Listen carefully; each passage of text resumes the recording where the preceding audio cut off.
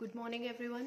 हम लोग water soluble vitamins कर रहे थे, जिसमें विटामिन B1 हमने कर लिया था, थायमिन। आज हम करेंगे विटामिन B2, जिसे हम राइबोफ्लेविन भी बोलते हैं। तो राइबोफ्लेविन जो है, सबसे पहले हम देखेंगे इसकी जो है इसके कार्य क्या है हमारे शरीर में। ये भी एक विटामिन B है और इसको हम B2 बोलते हैं।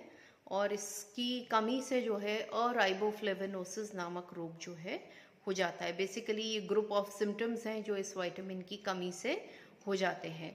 वाटर सॉल्युबल विटामिन्स, जैसे कि हम सब जानते हैं, हमें रोज़ाना अपने आहार में लेना आवश्यक होता है। अगर हम इसको क्योंकि ये हमारे शरीर में वसा में घुलनशील विटामिन की तरह से इकट्ठा नहीं रहते हैं या स्टोर्ड नहीं रहते हैं। तो विटामिन वाटर सॉल्युबल विटामिन्स जितने भी हैं, इनकी डेली की डोजेस हैं। अगर हम वो नहीं लेते हैं तो इनके जो सिम्टम्स हैं कंपैरेटिवली बहुत जल्दी जो है वो दिखाई देने लगते हैं। सबसे पहले हम इसके फंक्शंस करेंगे, या विटामिन B2 के कार्य क्या क्या हैं। सबसे पहला है कि ये शरीर की वृद्धि के लिए आवश्यक होता है, क्योंकि आगे हम पढ़ेंगे कि बहुत सारी जो मेटाबॉलिक एक्टिविटीज़ हैं उसमें विटामिन B1 की तरह से B2 भी अपना कार्य करता है। तो अगर मेटाबॉलिज्म कहीं ना कहीं अगर प्रभावित होता है तो उससे वृद्धि और विकास जो है वो भी प्रभावित होता है। इसके अलावा ये कार्बोहाइड्रेट के मेटाबॉलिज्म के अंदर जो है इसका जो है मुख्य कार्य होता है। ये FMN और फ्लेवोमोनो न्यूक्लियोटाइड और फ्लेविन एडेनिन डाई न्यूक्लियोटाइड या FAD के रूप में जो है कार्बोहाइड्रेट के चयापचय में मदद करता है। आपको ये नाम याद नहीं रहे क्योंकि बायोकेमिस्ट्री है एक तरह से, तो आप जो है केवल ये लिख सकते हैं कि ये कार्बोहाइड्रेट के चयापचय में मदद करता है। ठीक है। इसके अलावा प्रोटीन और वसा के चयापचय में भी जो विटामिन B2 है या राइबोफ्लेविन है, ये मदद करता है। इसके अलावा आंखों के दृष्टिपटल रेटिना जो है, हमारा जो रेटिना है उसके अंदर भी ये जो है मुक्त रूप से पाया जाता है। और प्रकाश के अंदर की क्रिया से जो ऑप्टिक नर्व होती है, जो कि ब्रेन को मैसेज देती है या हमें विजन या हमें देखने में मदद करती है, ऑप्टिक नर्व को उत्तेजित करने का कार्य ये करता है। ठीक है। तो हमारी आंखों के स्वास्थ्य के लिए भी विटामिन B2 जो है वो आवश्यक होता है। अगर हम इसके प्राप्ति के साधन देखें तो प्राप्ति के साधन इसके क्या हैं? शुष्क खमीर या ड्राई ईस्ट। ठीक है। इसका सबसे अच्छा साधन होता है। ड्राई ईस्ट जो सामान्यतया आप लोग जो है घरों में इस्तेमाल करते हैं किसी चीज़ को फर्मेंट करने के लिए, जैसे ब्रेड बनाने के लिए, नान बनाने के लिए या भटूरे बनाने के लिए, है ना। तो हम केक्स भी बनाते हैं या इससे जो है अलग अलग प्रकार की ब्रेड्स जो है वो भी बनाने के लिए काम में लिया जाता है ड्राई ईस्ट। तो ये इसका सबसे अच्छा स्रोत होता है। इसके अलावा यकृत, मछली, अंडा, दूध, दूध से बने पदार्थ, अंकुरित गेहूं, ठीक है, इसमें भी ये पर्याप्त मात्रा में उपलब्ध होता है। अब हम देखेंगे कि इसकी कमी के प्रभाव या इसकी डेफिशिएंसी से क्या हो जाता है। ठीक है। इसकी डेफिशिएंसी से सबसे पहले, जैसे कि मैंने आपको बताया कि इसकी डेफिशिएंसी से अराइबोफ्लेविनोसिस नामक रोग जो है वो हो जाता है। राइबोफ्लेविन, आपको नाम याद रहेगा इसकी, राइबोफ्लेविन विटामिन B2 को हम बोलते हैं। और विटामिन B2 की कमी से रोग कौन सा हो जाता है? अराइबोफ्लेविनोसिस। बस राइबोफ्लेविन के आगे और लगा देना है, तो अराइबोफ्लेविनोसिस जो है इसकी कमी से हो जाता है। इसके अंदर क्या है कि मुंह और होठ जो है उनके किनारों पर जो है दरार पड़ जाती है, जो श्लेष्मिक झिल्ली है वो रेड हो जाती है, और जिसे हम चिलोसिस बोलते हैं, साइड्स में जो है क्रैक्स आ जाते हैं, घाव हो जाते हैं। इसके अलावा जीभ का व्रण बैंगनी लाल होना और जिह्वा शोथ, यानी कि हमारी जो जीभ है उसके ऊपर घाव हो जाते हैं और उसके ऊपर व्रण हो जाते हैं या घाव हो जाते हैं। बैंगनी लाल जो है हमारी जीभ वो हो जाती है, इन्फ्लेम्ड हो जाती है, और जिह्वा शोथ हो जाता है, यानी ग्लोसाइटिस, या जैसे कि मैंने आपको बताया कि आइटिस माने कि लाल हो जाना, स्वेलिंग हो जाना, है ना, जलन होना वहाँ पर। तो इस तरीके से हमारी जीभ जो है वो हो जाती है। छाले हो जाना मुंह के अंदर। फिर है चेहरे का स्थानगत तैलीय ग्रंथि त्वचा शोथ या लोकलाइज सेबोरिक डर्मेटाइटिस।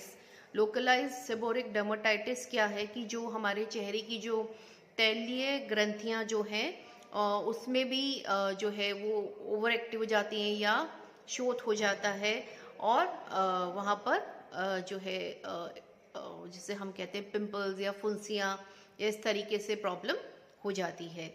इसके अलावा है कॉर्निया का संवहनी भवन या कॉर्नियल वेस्कुलराइजेशन। कॉर्नियल वेस्कुलराइजेशन भी हो जाता है विटामिन B2 की कमी से। ये कॉर्नियल वेस्कुलराइजेशन क्या है या कॉर्निया का संवहनी भवन क्या होता है कि कॉर्निया के अंदर हमारे जो है वो जिसे हम हिंदी में कहेंगे रक्त की वाहिनियाँ जो है वो नहीं होती हैं या नई वेस्कुलराइजेशन हो जाता है, माने कि वहाँ पर भी जो है वेसल्स जो हैं, ब्लड वेसल्स जो हैं वो डेवलप हो जाती हैं आपके कॉर्निया के अंदर। इसे हम कहते हैं कॉर्नियल वेस्कुलराइजेशन, ठीक है, जो कि विटामिन B2 की कमी से हो जाता है। यानी एक बार फिर से बता देती हूँ कि कॉर्निया के अंदर वेसल्स डेवलप हो जाती हैं, ब्लड वेसल्स डेवलप हो जाती हैं या रक्त नलिकाएं जो हैं वो डेवलप हो जाती हैं, जिसे हम कॉर्नियल वेस्कुलराइजेशन कहते हैं। सामान्यतया कॉर्निया में वेसल्स जो हैं वो नहीं पाई जाती हैं। इसके अलावा आंखों की ज्योति का कम होना, है ना, आईसाइट वीक हो जाना।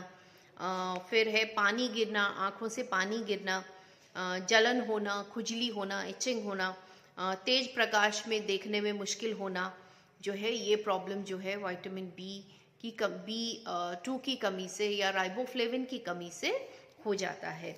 इसके अलावा हम देखें तो त्वचा रोग जो है वो भी विटामिन B2 की कमी से हो जाते हैं, और बच्चों में वृद्धि और विकास जो है वो भी जो है रुक जाता है विटामिन B2 की कमी से या इसकी डेफिशिएंसी से।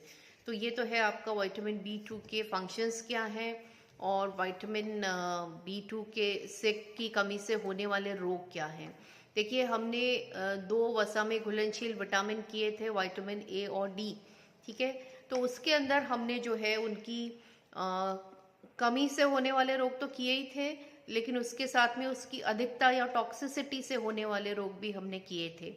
और लेकिन हमने अभी तक जो 2 वाटर सॉल्युबल विटामिन है उसके अंदर हमने इस विटामिन की अधिकता से होने वाले रोग हमने नहीं पढ़े, ठीक है। हमने सिर्फ कमी से होने वाले रोग पढ़े, जैसे कि विटामिन B1 में हमने पढ़ा थायमिन, और B2 में हमने क्या पढ़ा, राइबोफ्लेविनोसिस, ठीक है। तो क्यों नहीं वाटर सॉल्युबल विटामिन्स जो है उनकी कमी से रोग क्यों नहीं होते हैं, उनकी अधिकता से रोग क्यों नहीं होते हैं? क्योंकि वसा में घुलनशील विटामिन जो हैं वो जब आप एक्स्ट्रा मात्रा में लेते हैं, एक्स्ट्रा अमाउंट में लेते हैं, तो वो वसा में घुल के और हमारे शरीर में एकत्रित रहते हैं, क्योंकि आपके शरीर में वसा भी एकत्रित रहती है। वेयर एज जो एक्स्ट्रा अमाउंट ऑफ वाटर है, हमने जो वाटर बैलेंस पढ़ा था अभी, तो आपने पढ़ा था कि वो एक्स्ट्रा वाटर जो है वो या एक्स्ट्रा जो सॉल्ट्स हैं या जो भी चीज़ें हैं वो पानी में घुलकर शरीर के बाहर निकाल दिए जाते हैं, जिससे उनका एक बैलेंस जो है बना रहे। यही कारण है कि जो वाटर सॉल्युबल विटामिन्स हैं वो आपके शरीर में एकत्रित नहीं रहते, क्योंकि ये जल में घुलनशील है। तो अगर इनका एक्स्ट्रा अमाउंट आप कंज्यूम करते हैं, आप आहार में लेते हैं, तो ये एक्स्ट्रा अमाउंट जो है ये पानी के साथ में जो है शरीर के बाहर निकाल दिया जाता है, इसलिए इनकी टॉक्सिसिटी नहीं होती है, या जैसे हम कहें हाइपर विटामिनोसिस जो है वो नहीं होता है। और इसके अलावा हमें विटामिन जो वाटर सॉल्युबल विटामिन्स हैं इनको डेली जो है अपने आहार में लेना आवश्यक होता है। हम वसा में घुलनशील विटामिन को अगर रोज़ाना ना भी लें तो हमारा काम चल सकता है, क्योंकि हमारे शरीर में ये स्टोर्ड होते हैं या इकट्ठा रहता है शरीर में। Whereas water soluble vitamins जो है इनके सिम्टम जल्दी दिखाई देने लगते हैं डेफिशिएंसी के, अगर आप उनको रोज़ाना आहार में नहीं लेते हैं, ठीक है। अगर हम इसके रिक्वायरमेंट्स देखें या इसका RDA देखें, है ना, कि इसको डेली कितना लेना चाहिए, तो ये FAO और WHO के अनुसार जो है अगर हम बात करें तो देखें कि साधारण परिश्रम करने वाला जो है और फिर मध्यम और कठिन श्रम करने वाला जो पुरुष है उसकी हम मात्रा देखें तो 1.4, फिर 1.6 और 1.9। ठीक है। अगेन हमने जैसे थायमीन में पढ़ा था कि जैसे जैसे एनर्जी की रिक्वायरमेंट बढ़ती है ना, जो भारी श्रम करने वाला है या हैवी वर्कर है तो उसकी ऊर्जा की आवश्यकता भी ज़्यादा है, तो उसकी थायमीन और राइबोफ्लेविन की आवश्यकता भी अधिक होती है, क्योंकि हमने इसके फंक्शन में पढ़ा थायमीन और राइबोफ्लेविन दोनों ही न्यूट्रिएंट ऐसे हैं जो कि भोजन के चयापचय में मदद करते हैं, प्रोटीन, कार्बोहाइड्रेट और वसा के चयापचय में हेल्प करते हैं। तो जितनी ज़्यादा ऊर्जा चाहिए हमें उतना ज़्यादा अमाउंट ऑफ ये दोनों वाइटामिन हमें रिक्वायर्ड होते हैं।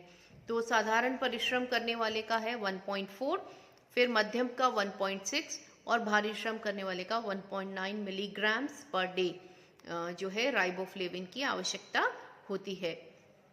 अब इसी प्रकार से हम अगर स्त्री का जो है आवश्यकता को देखें तो उसकी साधारण परिश्रम करने वाली स्त्री की आवश्यकता है 1.1, ठीक है, मध्यम श्रम करने वाले की 1.3 और कठिन परिश्रम करने वाली स्त्री की आवश्यकता है 1.5 मिलीग्राम्स पर डे।